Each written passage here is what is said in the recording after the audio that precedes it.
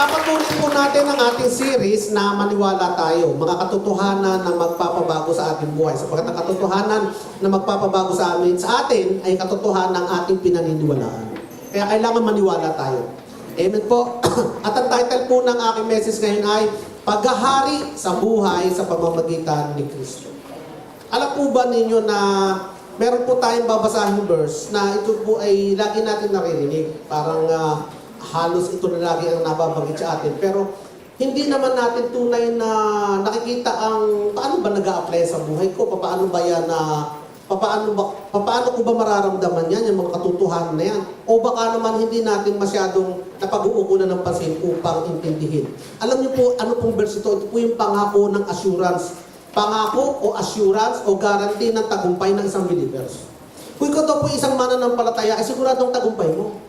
Kung ito po isang mananampalataya o believer, ay sigurado daw po at assure at guarantee na ikaw po'y magtatagumpay sa buhay. Pero bakit po marami din pa tayong nakikita, kahit minsan sa buhay natin bilang Kristiyano, marami pa rin na mga areas ng buhay natin kung saan tayo talunan. Kaya po maganda pong marinig natin itong verse na ito, dadaanan lang po muna natin. Romans 8:31, ang sabi po doon, makibasa po kayo sa akin. Ano nga ang sasabihin natin sa mga bagay na ito? Ano nga doon yung mga bagay na yun? Kasi po, dinidiscuss diyan ay problema sa buhay. Yung trahedya ng mga trahedya sa buhay, problema, sakit, kakulangan, paghihirap, trouble. Yun po ang pinag-uusapan dyan. Yun po ang konteksto. Ano ngayon ang sasabihin natin dito sa mga problemang ito? Yun po ang sabi ng Biblia. Ano ngayon ang sasabihin natin dito? Yamang ang Diyos ay kakampi natin. Ayun naman pala. Bakit ikaw dumaranas sa ganyang problema ng buhay? Ay yamang ang Diyos naman pala kakampi mo. Hindi naman pala galit sa iyo ang Diyos. Kapatid mo naman pala ang Diyos. Kaibigan mo naman pala ang Diyos. Ba't dumaranas ka ng ganyan sa iyong buhay? Sabi po dito, yamang ang Diyos ay kakampi natin. Sino ngayon ang tatayong laban sa atin? O madami kang kaaway. Pero sino ang makaka-oppress sa iyo? Sino ang makaka-defeat sa iyo? Wala. Alam mo ang Diyos Hindi niya pinagkait ang sarili niyang anak, kundi pinagkaloob niya siya para sa ating lahat. O ito naman, tungkol naman sa kakulangan. Hindi nga pinagdamot sa iyo si Jesus, nag-iisang anak. Ibinigay sa iyo, ano pa ay hindi ko kaya ibigay sa iyo? Ito naman ang pangako niya tungkol sa provision. Bakit may mga Kristiyano kulang? Bakit may mga Kristiyano naghihirap? Pag-aaral natin. Paano nga hindi niya ipinagkaloob ng walang bayad sa atin ang lahat ng mga bagay? Paano nga hindi niya ipagkakaloob ng walang bayad sa atin ang lahat ng bagay? Sino ang makapagsasakdal laban sa pinili ng Diyos? Pinili ka ba ng Diyos? Tinuring ka ng Diyos na matuwid sa pamamagitan ni Jesus? Tinuring ka matuwid? Sino magsasabi sa iyo, makasalanan ka? Ay sinabi na nga ng Diyos na ikaw ay matuwid. Sino ang magsasakdal laban sa pinili ng Diyos? Ang Diyos na siyang nagpaging matuwid.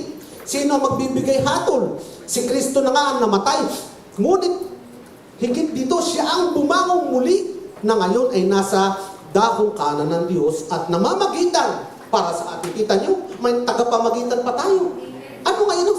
Kung ikaw ngayon hindi nakakapag-pray pala, ay may tagapamagitan ka pa. Kung ikaw pala nadadapa at yung palang Diyos na sasabihin mo, patawadi mo ako, patawadi ko. Siya pala mismo si Jesus ang namamagitan. Ama, natumba siya, patawadin mo, alang-alang sa akin. Binuhos ko ang dugo, kapatawaran ang dapat sa kanya. Ay, may, yung pa ba ang magiging problema natin? Sino ang maghihiwalay sa atin? Ito pa mga kapatid, mula sa pag-ibig ni Kristo, ang paghihirap ba? Ay, hindi. Ang kagipitan ba? Ang pag-uusig ba? Ang kagutuman ba? Kahubaran ba? O panganib ba? Sa tabak? Ibig sabihin dito mga kapatid, kung dumaan ka sa mga problema ito, sitwasyon ng ito, ang pag-ibig ng Diyos ay hindi mawawala, naandun pa rin ang pag-ibig ng Diyos. At kung ang isang bagay ay iyong iniibig, pababayaan mo bang manatili siya sa ganitong kondisyon? Hindi. Iyan ang pangako ng Diyos. Subalit, ang lahat ng mga bagay na ito, tayo ay higit pa sa mga mapagtagumpay sa pamamagitan niya na umiibig sa atin. Anong sabi? Mapagtagumpay ka? Higit pa. Higit ka pa sa mapagtagumpay. Ang mapagtagumpay, siyang lumaban, siyang nanalo. Pero ang higit sa mapagtagumpay, nanood lang siya, hindi naman siya lumaban. Pero yung victory sa kanya pinigay. Sino ba lumaban para sa atin? Si Jesus. Siya ang nagtagumpay, pero ikaw ay higit pa doon, sapagkat wala ka namang ginawa. Pero ikaw, yung lahat ng tagumpay niya, yung lahat ng reward niya, yung lahat ng victory niya, sa'yo ngayon ibinigay. Hallelujah. Ito ay sapagkat nakatitiyak ako na walang makapaghihiwalay sa atin mula sa pag-ibig ng Diyos. Pag binasa po natin mga kapatid problema natin. Guaranteed assurance, guaranteed of victory. Paano ba tayo nagkaroon ng guaranteed assurance at guaranteed victory? Ay di pumunta tayo dun sa ating verse ngayon, sa Romans chapter 5, verse 17. Ayan po.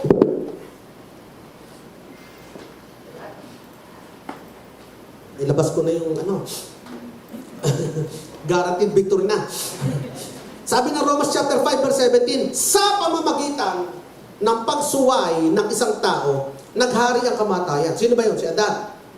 Ano nangyari? Naghari ang kamatayan.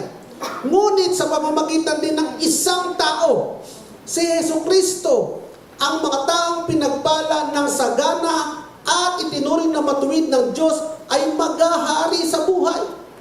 Sino po ba ang nasa sentro ng verse na ito? Ayun na, nasa sentro. Kitang-kita o sentro-sentro. Si Jesucristo ang nasa sentro. Ano po ba ibig sabihin ng nasa sentro? Yung pong mga kapatid, yung verse na pinag-aralan natin kanina, yung lahat ng pagpapala, yung lahat ng biyayang yun, ay dahil doon kay Jesucristo. Siya ang turning point. Siya ang dahilan. Siya ang reason kung bakit ngayon ini-enjoy natin yung verse na binasa natin, Romans 8:31. Siya kasi ang sentro. Ang ginawa niya kasi, binaligtad niya yung sitwasyon kung saan dati naghahari sa iyo kamatayan. Ano ba yung kamatayan? Ano ba ang kasama ng kamatayan, mga kapatid? Sumpa, paghihirap, sakit, problema, trouble. Ano ba ang kasama ng kamatayan? Lahat ng masama sa mundong ito. Yun ang dahilan. Yun ang dating sitwasyon dahil sa isang tao, dahil kay Adan. Pero subalit dahil kay Jesus, yung sumpang yun nawala ng lahat. Bakit nawala lahat, mga kapatid? Binura ba? Hindi. Bakit nawalan lahat? Sinunog ba? Hindi. Bakit nawalan lahat yung sumpang yun? Siya ang tumanggap para sa atin. Ipinako sa kanyang katawan. Ibinigay sa kanyang katawan lahat ng masama. Kinuha niya sa krus. Kaya ngayon, ngunit sa pamamagitan ni Jesucristo, tayo ngayon ay mabubuhay na pinagpala. Mabubuhay kayo sa gana at itinuring na matuwid. Bakit itinuring na matuwid? Kasi nga in lahat, all the sins, He who knew no sin became sin for us, so that we might become the righteousness of God in Christ. Kaya tayo naging matuwid dahil siya ang tinuring na kasalanan at tinapos na, hinatulan na, pinako na sa kurso ng kasalanan. Kaya ngayon, ikaw kapatid, kung ikaw ay sumampalataya kay Jesus, transformation has occurred. Ano nangyari na bago ka? Ikaw ngayon ay tinuring na matuwid ng Diyos. Kaya ngayon, ano ang promise sa isang matuwid? Ano ang promise sa isang pinagpala? Ano ang promise sa isang sagana, mga kapatid? Underline, nakasulat doon. Ano mangyari sa iyo? Maghahari ka sa buhay. Palakpakan natin ang Panginoon. Maghahari ka sa buhay. Hindi ka alipin ng mundo. Hindi ka tagatanggap ng lahat ng problema ng mundo. Ang tinuro kasi ng relihiyon, ito tinuro ng relihiyon para ka maalis sa problema mo, kailangan mo magsakripisyo. Kailangan mo magbayad. Kailangan mo gumawa. Kailangan mo maghirap para ka tumanggap ng pagpapala. Ano ba ang tinuro ng relihiyon? I-duplicate mo ginawa ni Jesus. Ipinaduduplicate sa atin yung ginawa ni Jesus. Ipinagagaya sa atin yung ginawa ni Jesus. Walang makakagaya sa ginawa ni Jesus. Hindi ka pwedeng maging sacrifice. There is only one acceptable sacrifice sa Diyos. At there is nothing else, nothing less, no more, no one else, but only Jesus, the blood of Christ. Ang kordero ng Diyos. Kaya hindi mo pwedeng gayahin yun. Anong gagawin mo? Tatanggapin mo na lamang. Mga kapatid, yun po yung prutas ng puno na ginawa ni Jesus. Alam niyo mga kapatid, pag ang puno ay matamis din ang bunga. At para pagka ikay kumain, sa amin kami, may puno kami ng sampalok. Pag kumuha ka ng sampalok na laglag at tinikman mo yung sampalok, at kapag ka maasim yung bunga ng sampalok, ang tingin mo sa puno, maasim. Lahat ng bunga magagaling dyan, maasim. Tama po ba? Pero kung matamis yung puno, yung bunga, lahat ng bunga na magagaling dyan sa punong yan, matamis. So sino ang dakila? Yung puno. Masasabi mong great yung puno because matamis yung bunga. Mga kapatid, ganun. Ano ba ang pagiging greatness ni Jesus? Yung pong mga bungang ito, inabinigay sa atin. The truth is, you give glory to the tree when you enjoy the fruit. At sino ngayon yung tree, mga kapatid, ng fruit na ini-enjoy natin? Sino yung tree? Si Jesus yung tree. At yung mga fruits na ito, result ng ginawa, result ni Jesus. So, you give greatness to Jesus, sinasabi mong dakila si Jesus, kapag ka tinatanggap mo at ini-enjoy mo yung mga kadakilaan na kanyang ginawa. Yung bunga ng kadakilaan na kanyang ginawa. Ang bunga, mga kapatid, ano ang bunga? Yun o nasa dulo, ikaw pala ay maghahari. Mga kapatid, maghahari ka. Ano ba ang hari? King. Kaya nga nakasulat yan eh. Ano ba yun?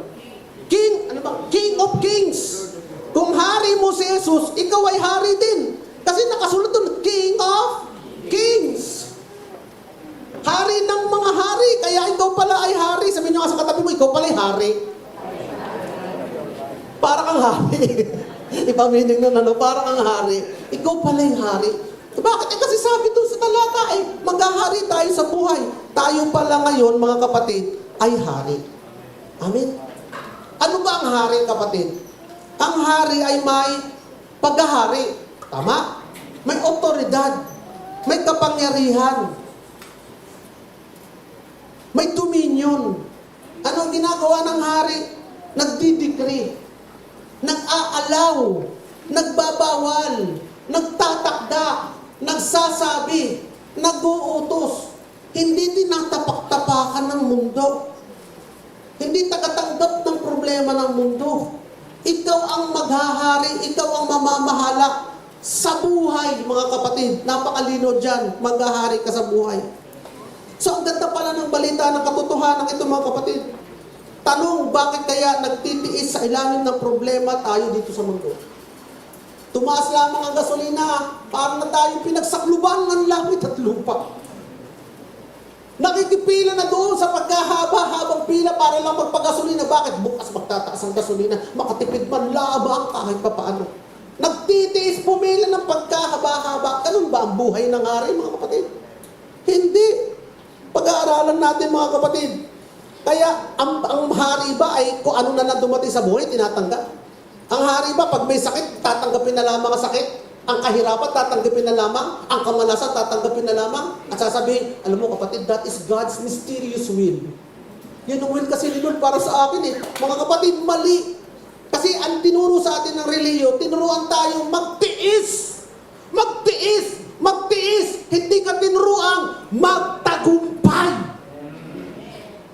Mga kapatid, ang itinuturo sa atin ni Kristo ay pagtagumpayan kasi nga higit pa tayo sa mga nagumpay.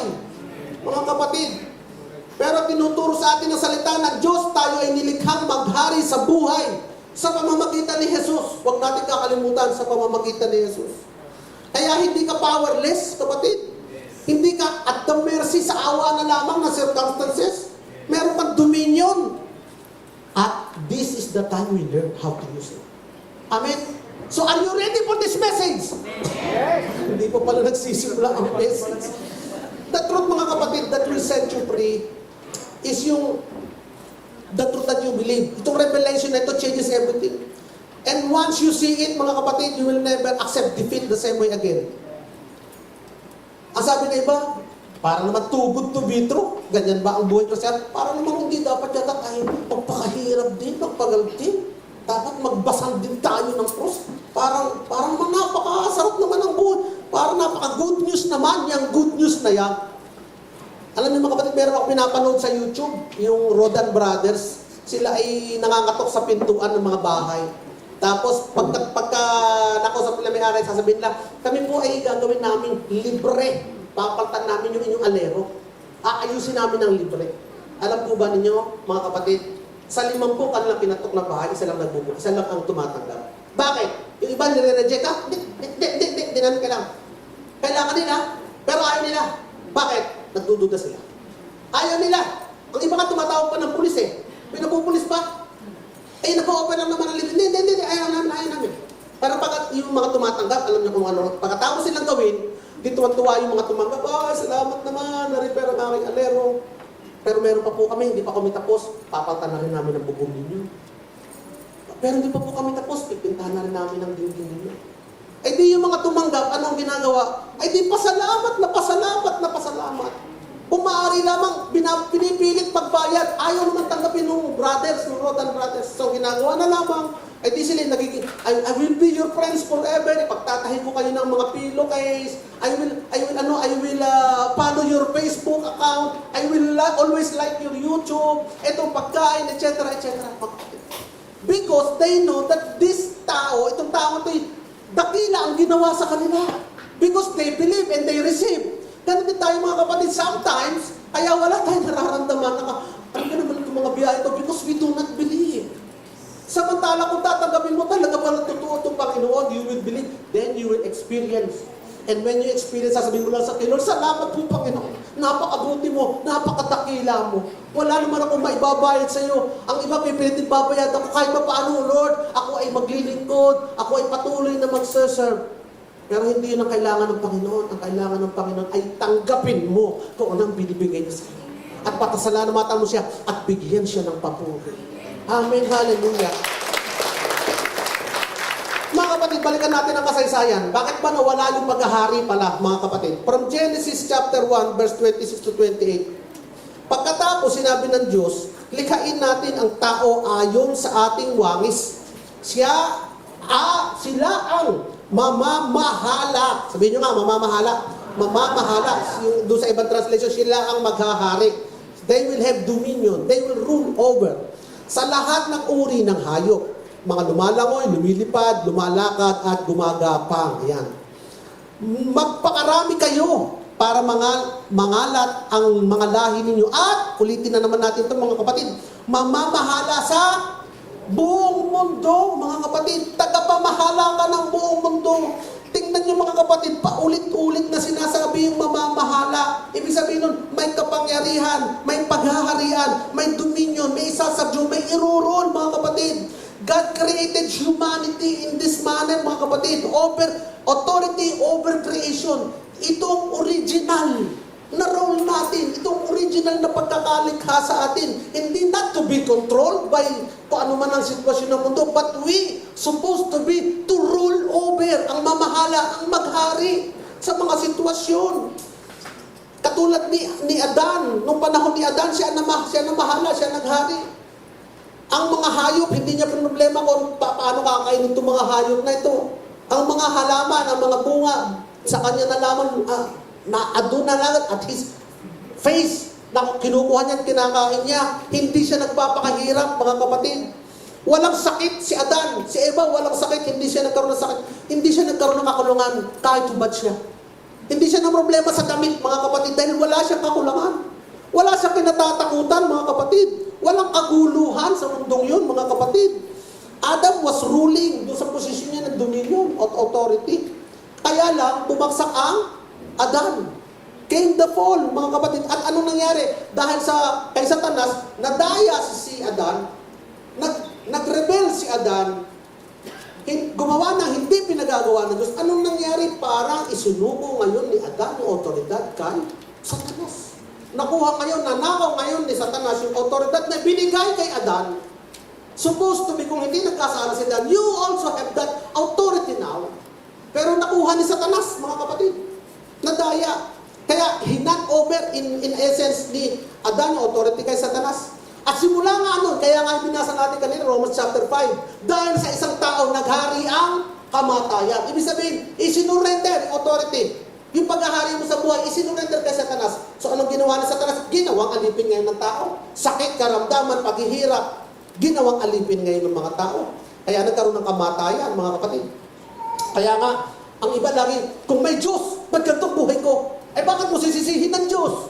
Hindi naman Diyos ang may gawa ng ganyan sa buhay mo. Naghari ang kamatayan dahil kay Satanas. Kasalanan, naandyan, nasumpa ng kasalanan lahat. Kaya ganyan ang buhay mo. Pero huwag mo sisisihin ng Diyos. Hindi nga, kung may Diyos nga, ba't ganito ang buhay ko? May Diyos nga na ginawa na dapat tayo ang maghari. Pero makikita natin kung paano kumilos ang Diyos. Kaya hindi Diyos ang sisisihin. There is nothing bad that will come from God. There is nothing evil that will come from God. For Jesus came to give us life and have it to the full. Pero saan nanggagaling masakit karamdaman, paghihirap na yan? But the enemy comes to steal, kill, and destroy. So, obviously, hindi galing sa Diyos, kundi galing sa kaaway. ngayon ay meron tayong mga problema. Because Satan is the ruler of this world. Haba, si Satanas pala ang ruler. Akala ko ba God owns everything? Kasi ang sabi ng 2 Corinthians 4:4 at saka Ephesians 2 verse 2, Satan is the ruler of this world. Kasi nga isinurrender ng tao kay Satanas ang paghahari, ang susi, temporarily. Temporarily. Kaya nga, ang malungkot ng mga kapatid, yung tao hindi lamang nawala ang kanyang kaligtasan, nawala din ang kanyang paghahari, na siya nilikhang maghari, at ngayon siya ay alipin. Siya ay nilikha na may kapangyarihan, pero ngayon siya ay sunod-sunuran sa gusto ng kaaway. Yan ang sabi ng Romans chapter 5 verse 17. Simula noon hanggang sa dumating si Jesus, humanity lived under Satan's dominion. Instead na mag-exercise ng dominion o kapangyarihan na originally na pinagkaloob sa atin, ano nangyari? Naging slave. Kaya nga, letter B, ang pagbabalik ng paghahari. Yeah. Yung isa yung pagkawala ng paghahari, ngayon, ang pagbabalik ng paghahari. So yung pong kasalanan, hindi lamang naglayo sa tao, sa Diyos. Inalis din noon yung dominion, yung paghahari mula sa tao. Napunta sa kaaway. Pero ang good news, Romans 5:17, Jesus came to restore what Adam lost and much better. Hindi lamang ibinalik yung nawala ni Adan kay Satanas, much better pa ang ginawa ni Jesus. Sabi nga sa Lucas chapter 4, si Jesus, pinakita ni Jesus doon yung kanyang power and dominion. Anong ginawa niya? Sa earthly ministry niya, pag may sakit, anong ginawa niya? Kinaplusan ba niya? Pinadoktor ba niya? Kinaawaan lang ba niya? Hindi. Winika niya ang kapangyarihan niya. Gumaling ka. Sakit lumayas. Pag may demonyo, nakiusap ba si Jesus? Natakot ba si Jesus? Hindi. Ginamit niya yung kapangyarihan niya over doon sa mga demon and doon sa mga espiritu. Pinalayas niya. Winika lang niya. Nakipag-argue ba siya? Nakipagsuntukan ba siya? Hindi. Nagsalita lang siya.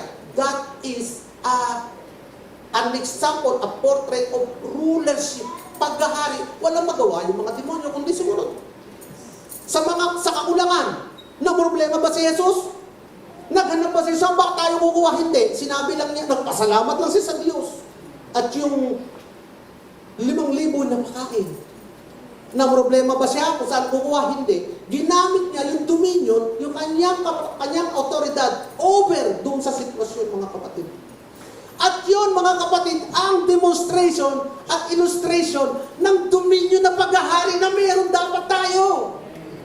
Na meron ngayon tayo. Actually, meron ngayon tayo. Yun yung nawala na in-restore ni Jesus para sa atin. Sabi niyo naman sabi naman niyo, di ganyan para lang doon sa 12 disciples o para lang doon sa 52 na sinugo ni Jesus. Sabi kasi ni Jesus, all authority has been given to me and now I am sending you, my disciple. Di para lang sa disciple, sa atin ngayon hindi. Mga kapatid, para po ito sa lahat ng sumasampalataya kay Jesus. Tingnan po natin ito, John chapter 14, verse 12. Katotohanan. Baka sakali lang ba? Hindi, si Jesus na mismo nagsabi, sure ito, walang mintis to. Katotohanan. Dalawang beses pa sinabi, katotohanan sinasabi ko sa inyo. Ang sa akin ay sumasampalataya. Ikaw ba'y sumampalataya na kay Jesus? Ano ba ang sinampalatayanan mo kay Jesus? Sinampalatayanan mo sa isang Diyos?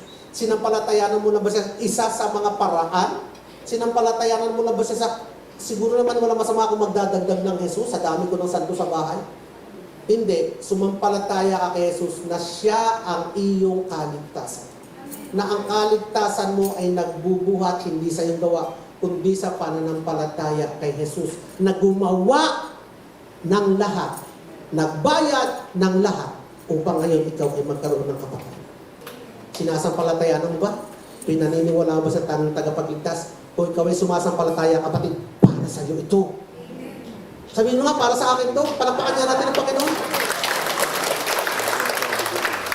Ang lahat ang sa akin ay sumasampalataya ay gagawin. Ay gagawin din naman niya ang gawang aking ginawa. Gets nyo yun? Gagawin nyo, mga kapatid, ang ginawa ni Jesus. At lalong dakilang magagawa kaysa rito ang gagawin niya sapagkat ako'y paroroon sa Ama. Mga kapatid, hindi lamang yung ginawa ni Jesus, mas lampas pa daw doon. Bakit? Kasi aalis siya eh. Kaya mga kapatid, it is a very clear illustration of Jesus delegating the authority to us. Delegating His power to us. Ibinibigay niya yung kapangyarihan, ginamit niya, yung paghaharing ginawa niya noon, ibinibigay niya sa atin, napakalinaw. Ginagawa tayong OIC. Bakit? Nandun siya sa langit, sabi, babalik siya sa, kasi ako ay, sabi niya, kasi ako paroroon sa Ama. Eh, pagkaga ikaw ay halimbawa, naglilinis ka dito, sister, ikaw nang magtuloy. Para ganun sabi ni Jesus sa atin ituloy nyo. Ikaw na ngayon na magtuloy ng paglilinis ko din Ano ang gagawin mo? Ibibigay mo muna yung walis. Ibibigay mo yung dustpan. Tapos bibigay mo din ang susi. Diga? Tama po? Ibibigay mo yung kailangan niya para may pagpatuloy ang mga gawain hinabilin mo sa Kanya. In the same way, binigay ni Jesus ang lahat ng kailangan. God has given us everything we need for life and godliness upang may pagpatuloy yung gawain sinimulan niya. Ano yun? Yung palayain, pagalingin, pabibigyan ng buhay yung mga nahihirapan. Ang lahat ng ginawa ni Jesus, ipagpapatuloy natin. Ang mangaral ng Kanya salita at ipakilala siya ang daan sa kaligtasan. Faith in Christ.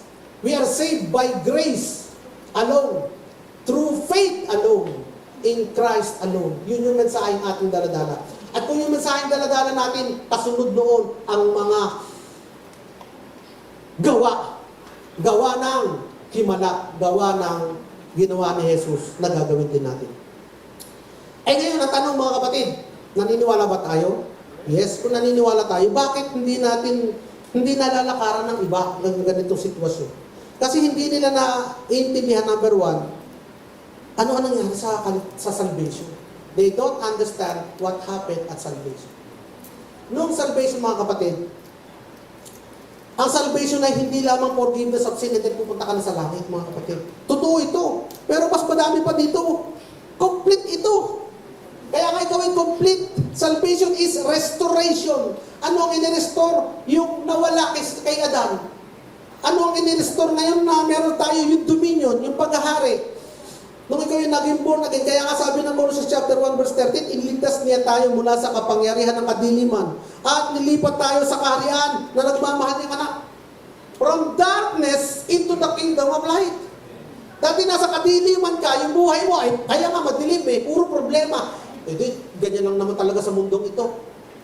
Yes, ganyan nga talaga sa mundong ito, pero wala ka na nga, hindi ka na nga, you are no longer citizens only of this world.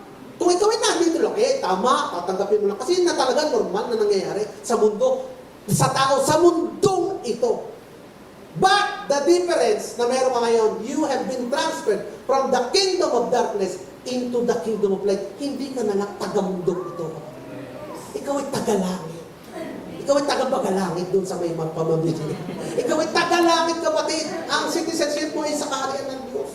Kaya huwag mong sasabihin na hanggang dito lang, yan lang. Dahil ikaw ay taga-mundo, kapatid. Hindi. Ikaw ay taga-langit. You are no longer under the power of the enemy. Pangalawa, ano pa? They were taught, dinuruan that whatever happens is God's will. Ano man daw mangyari, ay will ni Lord. Tapos kung ikaw daw ay sasalungat sa will ni Lord, ay di, para ikaw binabastos mo ang Diyos. At tapos yung speaking to problem, yung pagpapaalis ng sakit, karamdaman, demonyo, ay di, unbiblical yan. Kaya anong ginagawa nila? Ini-endure. Tinitiis nila yung sakit. When they have authority to command it to live, meron ka naman kapangyarihan para iwaksin ang sakit, ay tinatanggap na lamang. Kasi tinuruan, wala naman ikang mangyayari sa buhay na hindi will ni Lord. Narinig nyo na yon? Wala naman ikang nangyayari sa inyo. Kaya kung may sakit ka, baka will ni Lord din yan. Mahirap ka kayo, naghihirap ka, pautang-utang ka, inalaw ni Lord Inalaw ni Lord di will ika ni Lord yan. Ito pa matindi. Pati tanggapin mo na, Yan ang kaloob sa iyo ng Diyos. Napakasakit. Napakasakit pakinggan mga kapatid. Mali. Sapagkat walang kahirapan, walang sakit, walang karamdaman na nagbuhat sa Diyos. Walang bagay na magdudulot ng sakit sa kalooban ang galing sa Diyos. Lahat ng nanggaling sa Diyos ay mabuti sapagkat siya ay mabuting Diyos. Ikaw nga, masama kang ama. Hindi mo gustong bigyan ng masama ang anak mo. Ang Diyos pa na mabuti ang magbibigay ng masama para sa mga anak mo. Hindi. Kaya yun ang training kasi nila eh. Alam niyo mga kapatid, kapag ka ganun, kapag ka hindi ka marunong na mag-reject o sasabihin mo na, tatanggapin mo na lamang, magiging slave ka. Ang hari na hindi marunong mag-command ay slave, ay alipin. Oy, sino dito ang mga magulang? Ako ay may nakikita ng mga magulang, huwag naman kayo tatamaan, kung kayo naman tamaan, hindi, pasensya na. Ay may mga kasamang bata, mga sa SM, halimbawa, yung mga anak ay may gusto, anong gagawin ng anak? Maglulupagi, mag-iiyak. Anong gagawin mo? Tawa pa yun. Tapos, ibibigay yung gusto. Kapatid, sino nag-ahari doon? Yung bata. Hindi yung magulang. Samantala, ang may otoridad doon ay yung magulang. Eh, parang ganun ang mga sakit at karamdaman eh. Magtatantrum. Pagkatapos tatanggapin mo, tatawanan ka. Alam niyo mga bata, pag bata pa lang, nagaganon. Tapos tinatawan-tawanan nyo lang. Pagtanda niya, kayo naman ang iiyak. At kayo naman ang tatawanan. Tama? Pag malaki niyan, kayo naman ang paiyak-iyak. Bakit na ba? Walang iyak mo ka na. Tatawanan ka lang. Mas walang iyak. Kaya nakakita ko na gano'n. Kasi nung bata pa lang, sila ang hari. Eh bakit nung lumaki, kami ngayon isusunod sa'yo? Eh nung bata nga, kami ang hari. Eh kasi may ganun din sa mga sitwasyon, circumstances ng buhay natin. Bakit yung papayagan maghari ang kahirapan? Wala akong magagawa, Brad, ay pinanganak kami mahirap. Yun na nga, problema mo. Pinanganak ka ng mahirap, hindi ka pa nagsawa. Nakakasawa kaya maging mahirap. Nakakasawa kaya maging lagi nilang may sakit. Hindi ka pa nagsawa, hindi ka ba nagagalit? Samantala sinasabi ng Biblia na ito na ikaw ay may otoridad, may kapangyarihan na gusto sabihin mo at mangyayari sapagkat pinagkaloob na sa iyo ng Diyos yung authority, yung dominion, yung rulership, maghahari ka sa buhay. Amen mga kapatid. Kaya nga sabi ng Mark chapter 11 verse 23. Hindi kasi dahil yun ang turo ng mundo, yun ang turo ng reliyon eh. Pero ang turo ni Jesus iba eh. Sabi ng Mark 11:23, ito si Jesus ang nagsasabi. Makinig kayo, si Jesus ang nagsasabi. Tandaan niyo. Tandaan, mga kapatid, tandaan. Pag tatandaan, lagi nandyan. Huwag kalilimutan. Tandaan ninyo, kung kayo'y mananampalataya sa Diyos. Number one condition, if you will believe. Kayo ba'y sumampalataya ng Jesus? If you believe, tinanggap niyo na Panginoong Jesus. Ikaw po ang aking tagapagligtas, naniniwala akong mapapahamak ako kung wala ka. Pero dahil sa kamatayan mo sa krus, ako ngayon niligtas, tinatanggap ko, ginawa mo sa krus para sa akin. Ako ngayon may buhay na walang gan. Ikaw ngayon ang aking Panginoon na tagapagligtas. That is ganun lang kasimple. Sumampalataya ka na sa Kanya, kay Jesus. Kay Jesus hindi yung sumampalataya sa napakarami, kay Jesus. Pangalawa, hindi ka nag-aalinlangan. Ano ibig sabihin ng hindi ka nag-aalinlangan? Uy, baka naman para sa mga mahabang mag-fasting. O kaya naman para yan sa mga mahabang mag-pray. O kaya naman para yan sa mga pastor lang. O kaya naman yan para lang yan sa mga pinili ng Diyos, mga kapatid. Huwag kang mag-alinlangan sa salita ng Diyos. Huwag kang mag-alinlangan sa sinasabi ng Diyos para sa iyo. Yung alinlangan kasi yung nagbibigay ng katwiran, hindi naman para sa akin, siguro yan. Oy, siguro dapat may gagawin pa ako para maging para sa akin yan. Siguro kailangan ko pa mag-orasyon ng mahaba. Siguro kailangan ko pa maglagay ng maraming pita. Siguro kailangan ko magtirik ng kandila. Siguro kailangan ko pumunta dito. Hindi kapatid, sumampalataya ka. Huwag kang mag-alinlangan sa salita ng Diyos. If you believe that is yours, that is yours. Amen, mga kapatid. Yan ang sabi dito, huwag kang mag-alinlangan. Ano ngayon ang resulta kung ikaw ay sumasampalataya kay Jesus at hindi ka nag-aalinlangan sa kanyang salita? Tignan niyo mga kapatid. Ang sabi dito, maaari ninyong sabihin sa bundok na ito, umalis ka riyan at tumalon ka sa dagat at ito ay mangyayari, mga kapatid. Ang sabi niya, you speak to the mountain, command it, exercise dominion over it. At kung naniniwala ka doon sa sinabi mo mga kapatid, wala magagawa ang bundok, kundi sumunod sa iyo. Kundi sumunod sa iyo. Ang ganda nga ni Jesus ng example niya eh. Hindi in-example niya, sabihin mo sa pusang ito, at siya'y aalis. O kaya sabihin mo sa asong ito, o sabihin mo sa sakit na ito, hindi ganun eh.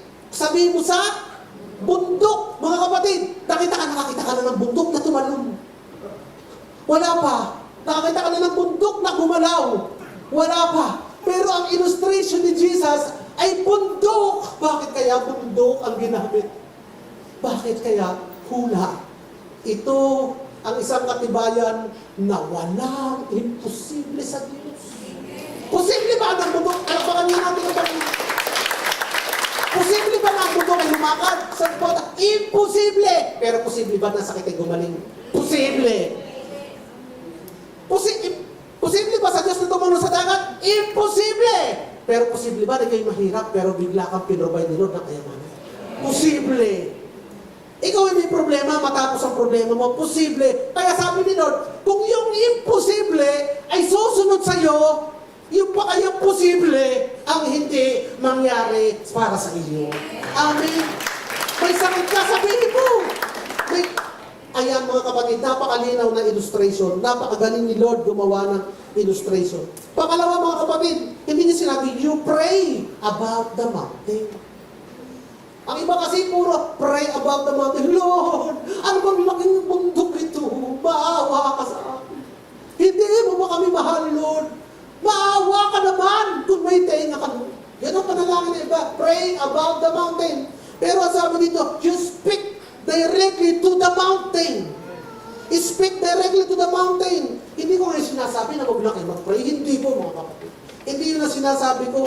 Ang sinasabi ko mga kapatid, meron kang authority. Anong gagawin mo? You affirm, you confirm, you agree, you command, and they will follow. Kasi ikaw ngayon ay may paghahari sa buhay. Amen. Rapakan natin ito. Ang gagawin mo, salamat Lord, dahil sa iyong ginawa sa krus para sa akin sa tinapos mong gawa kung Panginoon, ako ngayon ay iyong anak. Therefore, sinasabi ko ngayon, I speak healing to this body. I command healing to this body. Because the Lord has promised, for by His wounds, I am healed. Ganun mga kapatid, speak to the body. Manifestation of strength. I reject, mawala yung sakit, mawala yung pain niya sa pangalan ng Jesus. In fact, mas maganda yung, I am healed, I am already healed. And I believe I am healed. And I know I am healed. Kahit may manifestation pa ng sakit, that's only manifestation of sickness. But the truth is, I am already healed. Therefore, I command manifestation of healing instead. Amen mga kapatid. So ito ang paghahari. Ito yung exercise ng authority. Hindi po ito arrogance against God.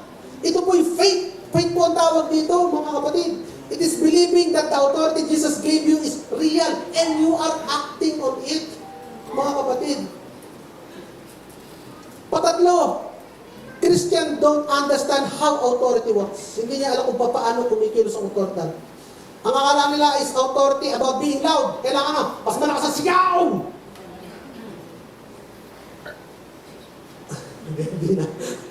Kailangan mas malakas ang sigaw. Kailangan mas mahabang rosary, mas mahabang orasyon. Kailangan na mas marami kang mas marami appliance sa katawan mo na nakadikta. Nakalagay na born again, son of God, etc. mga kapatid. Hindi, ang authority ay simple, it's about position. Sabi nyo nga position. May position ka, nakaposition ka din. Anong position mo mga kapatid? You are seated with Christ. Seated with Christ. Seated with Christ in the heavenly mga kapatid. Nakaupo ka doon. Kaya nga, you are the representative of Christ here on earth. Therefore, may position ka. Anong position mo? Representative. Anong position mo? Ambassador. Yun ang position mo. Kaya nga, ang pulis hindi na niya kailangan sigawan. Yung traffic aid pala. Traffic enforcer. Sumisigaw ba yung traffic enforcer dun sa mga truck na malaki? Hindi siya sumisigaw. Kaya ba tumitigil yung mga truck dahil malaki ang katawan ng traffic enforcer? Hindi. Kaya ba tumitigil sa akin dahil maraming nakatatak dito ng mga best in traffic enforcement, etc. Hindi. Dahil simply, Kaya sila sumusunod, kaya sila nag-stop. It is simply because yung traffic enforcer is in the position to enforce the traffic. Sila ang nakaposisyon na mag-enforce ng traffic. Kaya nga, ganun din tayo mga kapatid. Yun yung ating spiritual authority, kaya susunod sa atin ang lahat ng ito. Demonyo lang ba? Hindi. Sakit lang ba? Hindi. Lahat at sitwasyon mga kapatid. Kaya sila susunod kasi you are in the position of authority. When you command sickness to leave, you are not doing it in your strength. Hindi dahil sa lakas ng sigaw mo. You are doing it in the authority, in the name of Jesus. Sa ngalan ni Jesus. Bakit sa pangalan ni Jesus? Kasi representative yung pangalan ni Jesus. Bakit ginagamit mo lagi sa pangalan ni Jesus? Kasi sinasabi mo, eto, siya ang nire-represent ko. Kaya sinasabi mo. Kaya when you speak to the circumstances, hindi ka nagre-rely sa ability mo. You are exercising the dominion that Christ restored. Na-restore na kapatid sa iyo.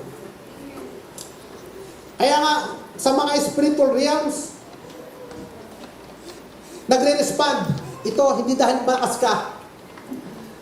Kasi dahil malakas ang nananahan sa iyo. Kasi malakas ang nire-represent mo. If they go against you, they are not going against you. They are going against the one who sent you. They are going against the one who you represent. They are going against God. And who is God? King of kings and Lord of lords. They have no choice but to obey mga kapatid. Kaya nga, sabi ng Lucas chapter 10, verse 19, basahin natin ulit. Binigyan ko kayo ng kapangyarihang daigin ang masasamang espiritu. Ang iba, masamang espiritu, nabanggit ang masamang espiritu, takot na. Samantala, nung hindi pa sila Kristiyano, mas masama pa sila sa espiritu, di ba?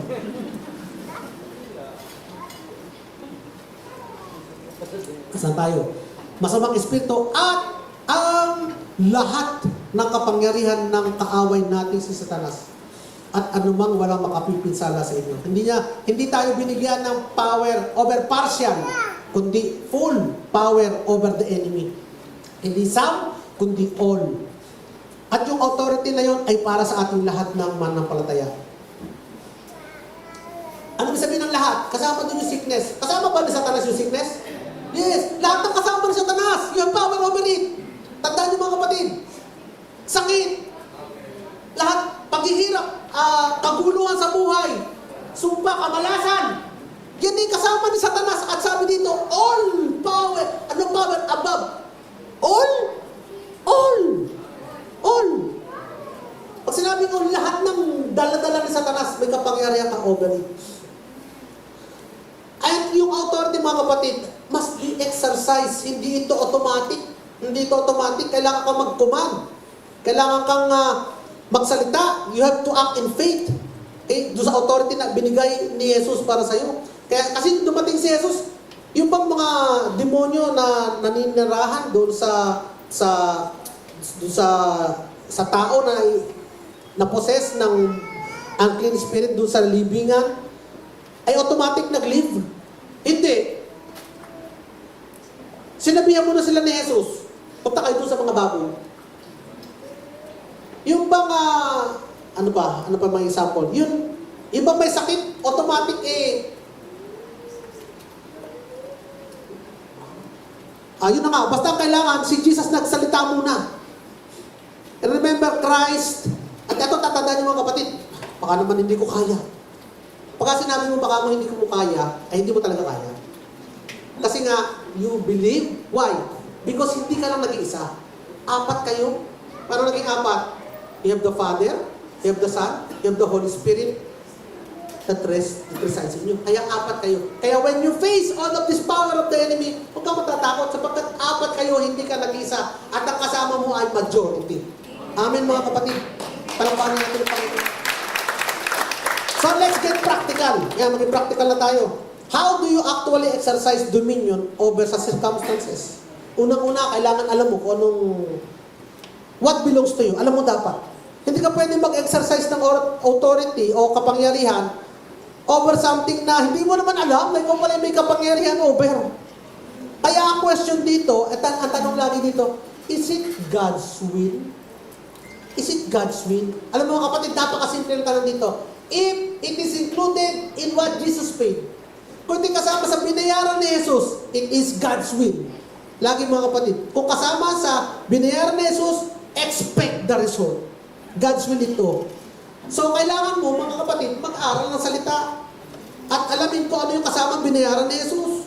At pag na-discover mo na ito yung kasama sa salvation, then that is God's will. It belongs to you. Binigay na ito sa iyo. Kaya ka pwede mong tagtindigan with confidence at mag-expect ka ng result. For example, halimbawa, ito napaka-common na natin naririnig at ayaw paniwalaan ng iba. Healing kasama sa binayaran ni Jesus. Tama, mga kapatid? Sabi na sa 2 Peter chapter 2, verse 24 eh, for by His wounds we are healed. Therefore, healing belongs to you.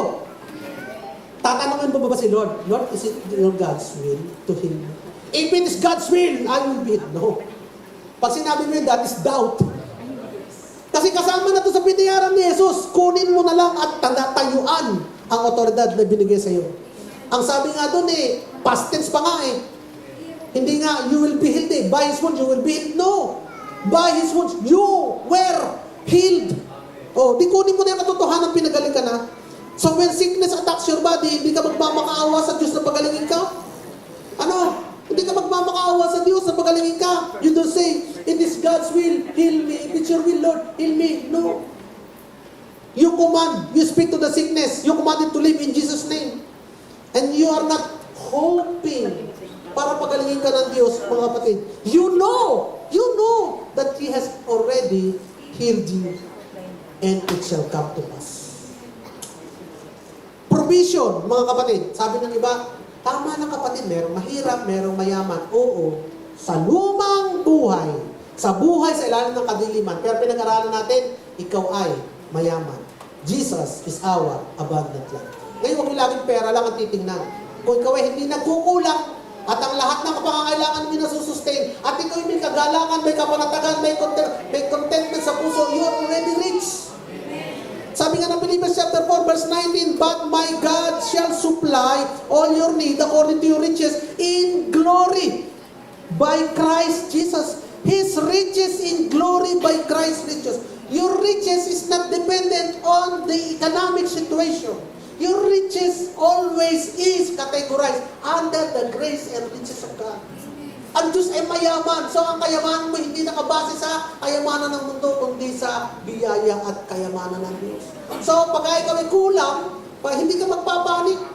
Hindi ka pupunta kay Kumare. Ano gagawin mo? Mag-exercise ka ng dominion. Mare, pautakin mo ako. Ganun ba ang dominion? Maghahari ako. Hari mo. Pautakin mo ako, Mare. Ganun ba? Hindi. Ano gagawin mo? Ano gagawin mo? You speak to the situation. You don't beg God. You speak your authority. And then you expect. You declare provision. Pag walang laman ang wallet mo, mapuno ka. Pero mas maganda ito. Sa pangalan ni Jesus, ako'y mayaman na. O pinayaman na, walang kakulangan. Kaya kahit itong wallet na ito, walang laman, ako'y puspos ng biyaya ng Diyos. Mas maganda yun, di ba? Pero sinabi ko ba na hindi mo pwede sabihin wallet yumama ka, ay wallet mapuno ka, pwede din. Meron nga akong alam dito eh. Bakit ka ba maraming pasyente? Aba, I call patient from east, south, north, and east, west, south, and north. And they come. Amen. Pakot ka na din ako sa opisina minsan. Wala kaming, kamusta ang ating mga customer? Sir, wala mong tumawag kayo. Saan po? Sa Panginoon. At wikain nyo. Salamat Panginoon sa provision mo. Tinatawag ko ngayon ang mga customer namin pumasok sa aming mga business. And they came. They came. Why? Because that is your authority as ruler. Maghahari ka sa buhay na ito. Aking mga kapatid. Ang iba kasi ang solusyon lagi yung kanilang sariling style. Nakalimutan natin muna. Let us approach this spiritually. Kasi yun ang truth. Bago mo gamitin yung physical style mo, gamitin mo muna yung spiritual truth, spiritual reality na binigay sa iyo. Tapos, mga kapatid, letter B, they have to speak, they have to speak to your circumstances. You have to speak to your circumstances. Pero mga kapatid, hindi magic to, but your words have power. Kasi yung spoken words in faith, backed by the Word of God, ay ginagawa ng Diyos. I will do the very words I hear you say. Yun ang sabi ng Panginoon. Bakit? Kasi yung words mo din ay may authority, backed by the word of God. Kaya when you speak to the mountain, yun ang sabi, when you speak to the mountain, don't doubt. What don't doubt? Nagsalita ka, pero puno-puno naman ang doubt mo ng pagdududa sa puso mo. Tinatanong ko, paano kaya mangyayari? Wikahin ko na rin. Hindi ganun kapatid. Kaya mo siya winiwi ka because you believe it. Kaya kasi Jesus, when you command the storm and believe that what you're saying is true, the storm will obey. Dahil magaling kang magsalita ng storm? Hindi. But because ini-exercise mo lang yung pagkahari mo na binalik sa iyo ng Panginoon. Yun lagi ginagawa ni Jesus eh. He spoke to the storm calmly. He spoke to the fever calmly. He spoke to the fig tree. And His dominion was exercised. At tapos sabi niya sa mga disciple, you will do the very same thing. Kaya nga, whatever you say to the mountain, speak. At bahalaga yung faith because faith, the fruit of faith is your word. Sabi na 2 Corinthians 4 verse 13, I believe, therefore I spoke. Kaya ka nagsasalita kasi may faith ka. Kaya mo sinasabi dahil yung faith. Kaya nga hindi ka lang silent sa situation. Hindi ka lang silent. Minsan yung iba, maingay pag Sunday. Yes, I'm healed, I'm provided, I'm rich. Pag uwi ng bahay, 6 days, negative naman ang sasabihin. Ang hirap ng buhay, ang sakit ng aking karamdaman. Binawi mo lang yung sinabi mo ng isang araw, doon sa 6 na araw, na mas totoo para sa'yo. Mas totoo para sa'yo yung 6 na araw na sinasabi mo. Pangalawa, you do not speak your faith to the unbeliever. You do not speak. Halimbawa, ako'y may sakit. Ako yata'y mamamatay na. Saan mo sinabi? Sa hindi mananampalataya. Ano sasabihin ng mananampalataya? Oo nga! Naging baka yung mga mananampalataya. Oo nga! Mamamatay ka na nga siya. Ito, magpa-check up ka dito. Naku! Ako may alam na ganyan. Naku, ilang araw lang. Sinabi mo kasi sa hindi mananampalataya. At ang hindi mananampalataya, ang inaagrihan niyan ay yung salita ni Satanas. At anong gagawin ng hindi mananampalataya niyan? Ibabalik sa iyo yung salitang yan. Ano ngayon, ikaw ngayon, na may konting, at least konting hope, nabubura, umaagaw, nasusunog yung pananampalataya mo. Dahil sa salita ng hindi mananampalataya, pinagsabihan mo, may cancer ka, stage 4. Ano kumare? Pag-pray mo ako. Ay, hindi naman mananampalataya. Ay, siya, ihanap kita ng albularyo. Mari meron dyan hindi cancer yan, ininakula, may lumabas na ipis sa baga, etc. Ikaw na may maniniwala ka na ngayon. Alam mo mga kapatid, pag ikaw ay nagsalita, sabihin mo sa kapwa mo mananampalataya kung saan mag-a-agree to sa faith mo at magpapaalala sa iyo ng mga pangako ng Diyos. Bro, ako I am feeling this, yung sakit na ito. Ito ang sabi ng doktor. I refuse to believe. Kasi mas totoo pangako ng Diyos. Yes, kapatid, I agree with you. Amen to that, brother. Amen to that. Totoo sinasabi ng Diyos.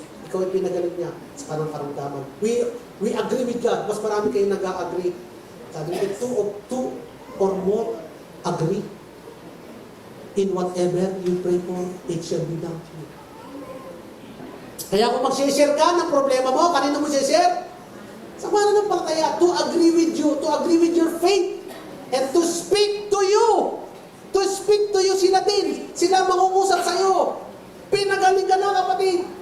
Inayos na ang problema mo, kapatid. Hindi sasabihin, kawawa ka, maganda ka na ng lupa sa eternal. Hindi yun. Kung di yung mag-a-agree, kapatid, ikaw eh. Paghawakan mo, sabi ng Panginoon. Huwag din kayong maghanap parang ng tao para lang mag-agree doon sa negative situation ninyo. But say to those people who will agree with your faith. Amen mga kapatid. Kaya nga, instead, we declare God's word over our situation and expect the manifestation. Ang tawag doon mga kapatid, faith. Yun ang faith. Kaya nga doon yung mga kapatid, positive believers, ano ba dyan? Positive believers pray, wala ba? Wala. Passive believers pray about circumstances. Yung daw mga passive believers, yung mga hindi nag-aakto sa kanilang dominion, kanilang paghahari, nagpinagpe-pray lang nila ng circumstances nila. But faithful believers exercise the dominion that Jesus restored. Kita niyo ang difference. Iba, pinagpe-pray lang, magmamakaawa sa Diyos. Doon sa sitwasyon nila. But a faithful believer, ini-exercise nila yung paghahari nila doon sa sitwasyon nila. Letter C, you have to refuse to be dominated. Huwag kang papayag, may kawing api-apihin. So kapag dumating sa yung takot, huwag kang papayag. Huwag mo tatanggapin ng takot. I-reject mo. You speak peace over your mind. At mga kapatid, ang hari, unang-unang area na kanyang pinaghaharian ay sarili muna. Bago siya maghanap ng paghaharian, sarili muna ang pagharian niya. Kung may takot siya sa puso niya, sabihin niya salita ng Diyos, pagharian niya. Sino bang napag-aralan natin last week? 3 parts of man. The body, the soul, and the spirit. Sino ang hari dapat sa tatlong yun? The spirit. The spirit is the king. The spirit is the king. Bakit? Because the spirit is the seed that comes from God. Because the spirit is the perfect one. Because the spirit cannot and does not sin. Because the spirit is complete. Hayaan nyo na maghari. At yung espiritu na yun ang makakapangibabaw sa iyong kaluluwa na siya naman makikipagpangibabaw sa iyong laman. Kaya yun muna, do not agree na gusto ng laman gawin ito. Do not agree, speak with authority dun sa iyong sarili. Pagharian mo muna ang sarili mo. Baka masabi sa iyo, gusto mo maghari, yung sarili mo, hindi mo pinaghaharian. Alipin ka pa rin ang sarili mo. Yun muna ang una mong pagharian. Pag may takot, sabihin mo, ako'y may kagalakan sa Diyos. My joy is the strength of the Lord. Ano nga ba? Tama, basta gano'n na. My joy is from the Lord. My joy is the Lord. Oo. Ano pa, mga kapatid? Before, you are not the mercy of whatever comes to your way. So, wag mo lang tatanggapin. Napag-aralan natin kanina. Refuse. Refuse to accept. And last, live in fellowship with God. The most important part, live in fellowship with God. Importante po ang fellowship. Ano ba ang picture of fellowship? Fellowship, dito papasok kayo yung prayer nyo. Dito papasok kayo yung meditation nyo ng word. It's like speaking with God. Dito ngayon papasok yung worship. Mga kapatid, are you listening? Ang fellowship ay mahalaga. Dito papasok yung prayer, dito papasok yung meditation, dito papasok yung worship, dito papasok ang obedience. Pero kailangan malinaw mga kapatid, may authority ka, hindi dahil sa fellowship. May authority ka dahil sa identity mo. Because you are saved, because you are a son of God. Yung fellowship, ano ginagawa ng fellowship? Fellowship ang nagpapalakas sa iyong confidence. Fellowship ang nagpapalinaw ng iyong isip. Fellowship ang nagdidikta kung anong will ni Lord na kaya mo nalalakaran. Alam mo kapatid, yung anak ko babae, I have fellowship with her about food. Ano ibig ko sabihin ng mga kapatid? Kapag kami nasa restaurant, at yung anak ko ang binigyan ko ng menu, sabi ko, Ining, Christine, ikaw ang pumili ng pagkain para sa akin. Pagbalik ko, pag upo ko sa lamesa, yung o-orderin ko, yun ang in-order niyang pagkain para sa akin. Bakit? Kasi may fellowship kami. Nagkakaintindihan kasi kami. Alam niya kasi kung anong gusto ko. When it comes to pag-comparison, papipili ka between canton at carbonara, alam niya na pipili ko ay canton. When it comes to comparison between carbonara and marinara, alam niya na pipili ko ay canton. Kasi alam niya na hindi ako mahilig sa carbonara, marinara, lahat na may nara-nara. Bakit niya alam yun? Because of fellowship. Kaya kung if you have fellowship with God, ikaw pag nagsalita, you have confidence. Alam mo, this is the will of the Father eh. Alam mo, this is the will of the Son eh. Alam mo, this is the will of the Holy Spirit eh. Kaya pag nagsalita ka, hindi yung pahirapa, ako'y mayaman, may question mark. Ang tono eh, hindi, ako'y pinayaman ng Diyos, ako'y mayaman sa Diyos. Ako'y mayaman, hindi. Ako ay mayaman. Question mark. Kasi hindi niya alam kung anong will sa kanya ni Lord. Ang will ba ni Lord maging mayaman kayo? He became poor so that you might become rich. Napakalino na will yun ni Lord. Magpapakahirap ba siya kung ikaw di maghihirap ka din? Sasabi mo, hindi. Merong mahirap, may mayaman. Talaga kami siguro nilaan para maging mahirap. Mali yan, kapatid. Kaya nga, kailangan mo ng fellowship. Paano na-develop yung fellowship? Prayer, word meditation, worship, and obedience. Ba't kailangan obedience? Kasi pagka hindi ka nag-obey, mga kapatid, nagkakanyo ka. Hindi nawawala pagiging anak mo ng Diyos. Hindi niya inaalis ang authority. Pero dahil kayos ng puso mo, hindi mo alam ang kanyang will, hindi ka ngayon confident. Hindi ka makatayo sa authority. Talunan ka ngayon. Kasi hindi mo daladala yung alam na alam mo na susunod sa iyo. Dahil ikaw ay maghahari sa buhay. Amen mga kapatid. Ang fellowship ay hindi requirement para magkaroon ka ng authority ha.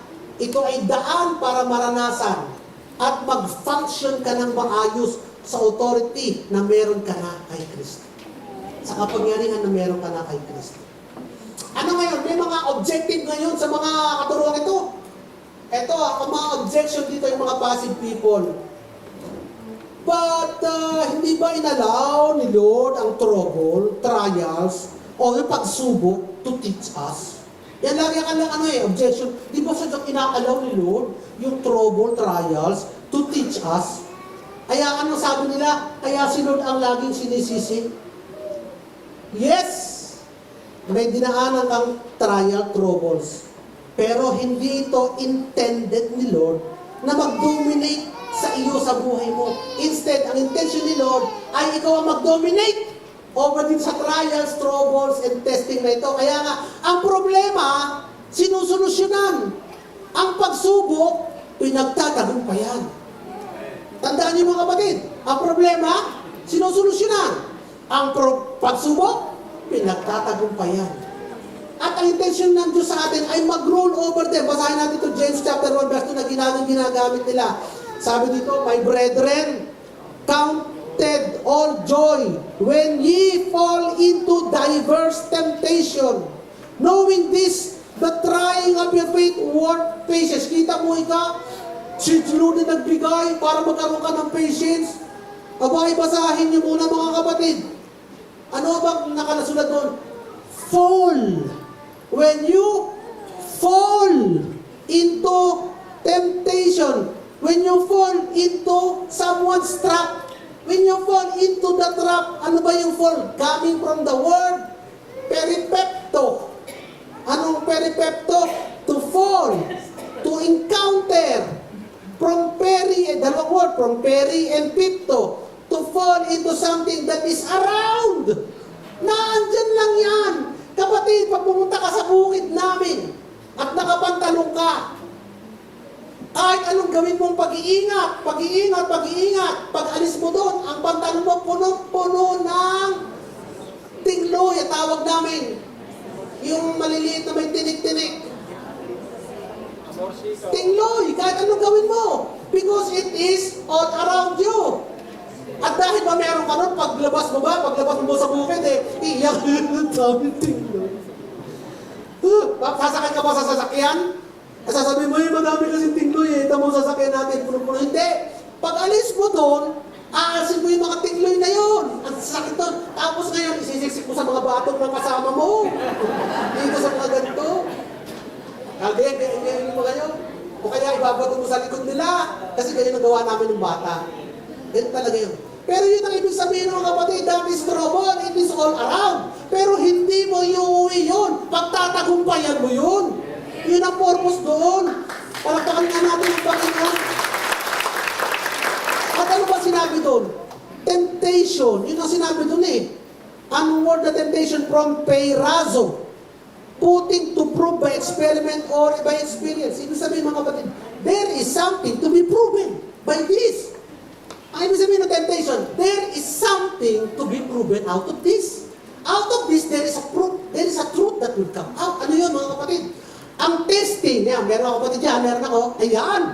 Ang testing ay hindi para patunayan natin sa Diyos na faithful tayo. Mga kapatid, ang testing, hindi tayo ang pinatutunayan upang sabi sa Diyos, faithful tayo. Hindi yun. Alam na ng Diyos kung sino tayo. Kung faithful ka, alam ng Diyos yun. Kung hindi ka faithful, alam ng Diyos, hindi ka niya sinusubok para patunayan kung sino ka. Hindi kapatid. Ang testing ay para ma-experience natin natutungang faithful ang Diyos. Palakpakan natin ang Panginoon. Yun ang there is something to be proven. Dumaan ka sa pagsubok na yan, nakita mo talaga napaka-faithful, napakabuti na ng Panginoon. Sa pinagdaan ako, niligtas niya ako, hindi niya ako iniwan, hindi niya ako pinabayaan. At ginamit ko yung aking authority to speak at sinabi ko, and it happened. The problem was solved. Kaya mga kapatid, ang testing mga kapatid is to prove something. And what is gained in this proving? To prove that God is faithful even when we are not faithful. Kahit hindi ka faithful kapatid, ang Diyos nagpapatunay na siya ay faithful. At lalo nagpapalalim at nagpapatatag ng pananampalataya natin. Alam mo kapatid, pagka minsan dumaka dyan, paano tatatag ang pananampalataya mo? Napatunayan mo na ang Diyos eh. Tandaan nyo kapatid, yun ang religion tinuro sa atin. Patunayan mo ang Diyos, sarili mo sa Diyos. Pero ang pagsubok mga kapatid, hindi patutunayan ang sarili mo sa Diyos. Mapapatunayan mo sa iyong mga mata, sa experience mo, na totoo at matapat ang Diyos. Amin mga kapatid. Kaya nga, lalo kang lalalim. Kaya hindi sinusubok, hindi sinusubok ng Diyos kung faithful ka, ipinapakita niya sa iyo kung gaano siya ka-faithful sa gitna ng lahat. Amen. Palapakan niya natin ang Panginoon. Kaya nagiging masaya kapatid. In spite ng mga trouble, pero mga kapatid, you are not to endure, you are to overcome. Hindi ka mananatili doon. Lalampasan mo. Gagamitin mo ang ibinigay sa iyo ng Diyos. Hindi ka magmamakaawa sa Diyos, ibinigay na niya sa iyo ang lahat ng kailangan. Amen. Kaya sino yung mas matatag? Yung isa na simula pagkabata hanggang sa lumaki siya, ay dinulot ng magulang lahat, spoon feed lahat, at saka silver platter, lahat, napakaano niya. Kulang na nga lang hugasan ng puwit. Ibig sabihin lahat, dinulot, napakasarap ng buhay niya. Tapos konti lang pagkakataon na hindi na ibigay yung gusto, nagtatampo. Parang gano'n sa Diyos napakaganda ng pinagdaanan sa buhay, pero konting problema lang. Nagtatanong sa Diyos, mahal mo ba talaga ako? Gano'n agad. Samantalang isa nakaranas ng date, ito ang mundo. Pero sa kabila ng sitwasyon mo sa mundo, hindi kita pinabayaan. Ano ngayon ang tingin ng batang yun? Napakabuti ng Diyos. Kaya kahit anong pagdaanan ko, kaligtasan pa. Kahit anong pagdaanan ko, more than overcoming. Kahit anong pagdaanan ko, magtatagumpay. Sapagkat kasama ko yung Diyos, hindi ko ipapagaya sa akin. Bakit kasi may trouble? Yan, ano naman. Bakit kasi may mga problema na kapalibot sa atin? Kasi nga nasa fallen world po tayo eh. Diba? May mga unsaved pa. May mga tao pang hindi ligtas. May mga tao under pa ng victim, ng sumpa, ng curse ni Satanas. May kasalanan pa. Nasa mundo pa rin tayo na ginagalawan kung saan si Satanas ang ruler of this world. Kaya may disorder. Kaya may trouble. At kaya nga, we have dominion to put things into order. Kaya sinisisa, bakit kung may Diyos, bakit may trouble? Alam mo kapatid, hindi galing sa Diyos yan. Pero may Diyos na inilagay ka upang isaayos ang trouble na nangyayari sa mundo. Guess yun mga kapatid. Kaya nga, if there is no disorder, kung walang kaguluhan, you do not need someone to restore the order. Tama? Ulitin ko. If there is no traffic problem, kailangan mo ba ng traffic enforcer? Hindi na. Kung walang crime, kailangan mo ba ng pulis? Hindi na. Kung walang foreign enemies, invaders, kailangan mo ba ng sundalo to defend your country? Hindi na. If there is no trouble, you do not need someone to reign over the trouble. Gets yung mga kapatid? Kaya nga, and because there is trouble, mga kapatid, Jesus gave us authority to reign over it. Amen mga kapatid? Amen mga kapatid? Ano ba ang sinasabi ng mga ayaw maniwala? Sabi nila, paano yung si Pablo?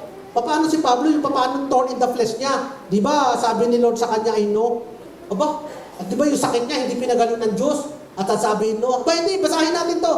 Yung sa 2 Corinthians chapter 12 verse 7, hindi sakit yun. It was the messenger of Satan to buffet him para mag-preach. It is the messenger of Satan. Hindi natin alam kung sino yung messenger of Satan yun. But it is not sickness. And God's response ay hindi no. God's response was not no. It was, my grace is sufficient for you. Anong ibig sabihin nun mga kapatid? Sinasabi doon, hindi tinanggihan ni Lord. Hindi sinabi ni Lord na, sige, anuhin mo lang yan. Hindi. Sinabi ni Lord, pinapaalala ko sa'yo, may grace ako, gamitin mo. Pinapaalala ko, may authority ka, gamitin mo. Pinapaalala ko, sa biyaya ko, may kapangyarihan ka. You already possess it, so act on it. Yun na sinasabi ni Lord. So in conclusion, hindi intended ni Lord na tayo ay mag-live as defeated Christian. Hindi intended ni Lord na, ang intention ni Lord na tayo ay mag-overcome to use our authority. May kapangyarihan ka kapatid. Taas nga kamay ng makapangyarihan na ngayon. Yes. Taas kayo mga kapatid. Kung hindi nyo may taas ang kamay nyo, wala kayong kapangyarihan over your body. Do not expect to have power over anything else. Eh mga kapatid, taas ang kamay nyo. May kapangyarihan ba kayo? May kapangyarihan kayo. Disabled ba ang kamay nyo? Hindi nyo may taas? Lumpo ba kayo? Hindi nyo may taas? Hindi. Kung yung body lang ay hindi wala kayong kapangyarihan, kaya ako ay pinatataas. Mga kapatid, to declare to God that you believe. To declare to God that I receive. To declare to God that I'm an overcomer. To declare to God that I have dominion over my body. Therefore, I will reign in life. Amen mga kapatid. Taas yung kamay nyo. You have power. Taas yung kamay nyo. I have power. Para si Himan, I have the power. I have the kilikili power. So, ano gagawin niyo mga kapatid? Ang tanong, are you exercising dominion over your circumstances? Or are you being dominated by them? Are you speaking to your problem? Or are you just complaining about them? Are you commanding sickness to leave? Or are you just accepting it as something you have to live with it? Are you ruling over luck? Or are you being controlled by financial difficulties?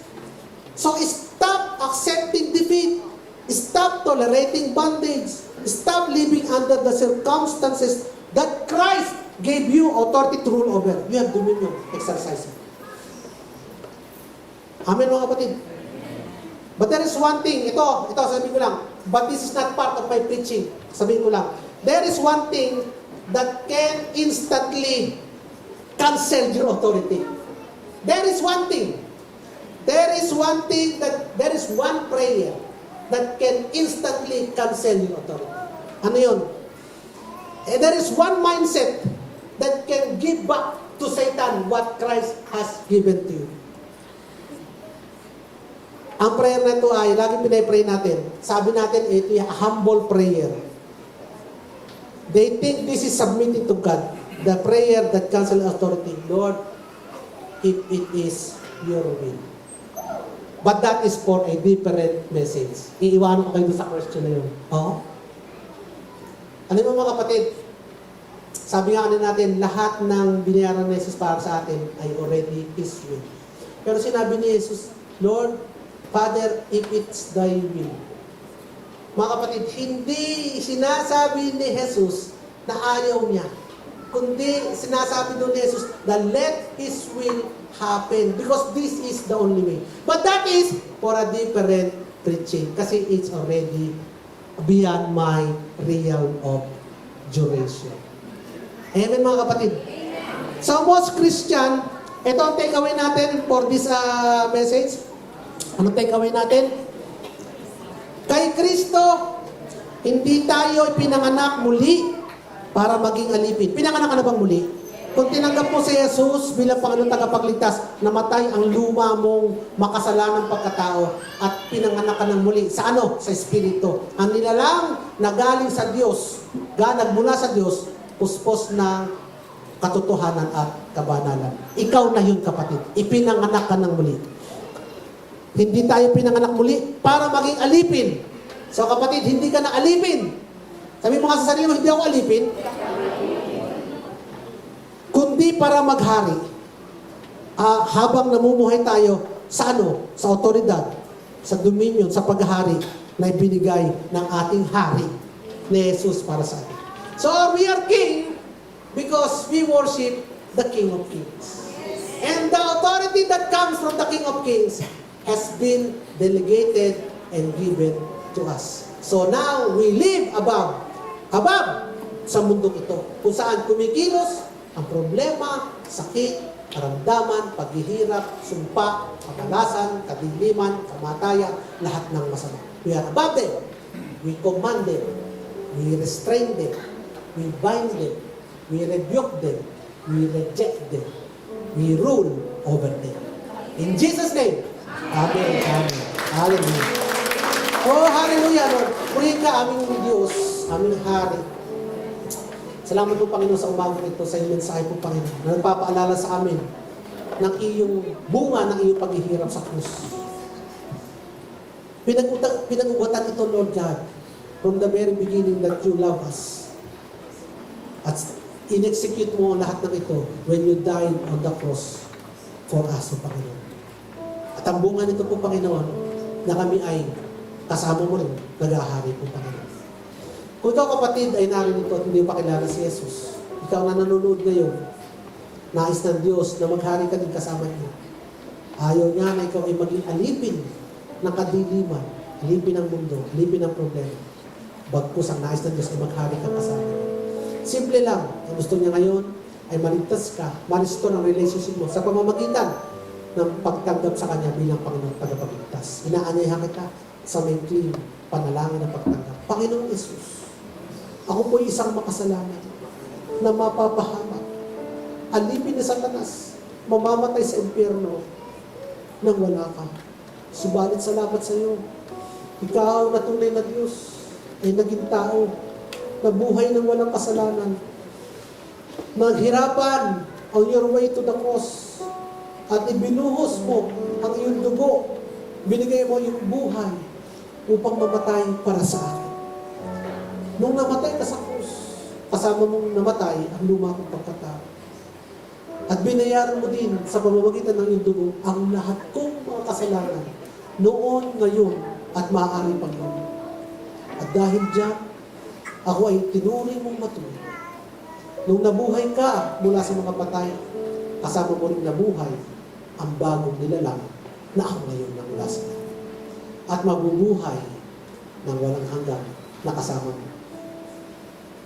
Salamat po, Panginoon, na isinulat mo na ngayon ang pangalan ko sa aklat ng buhay.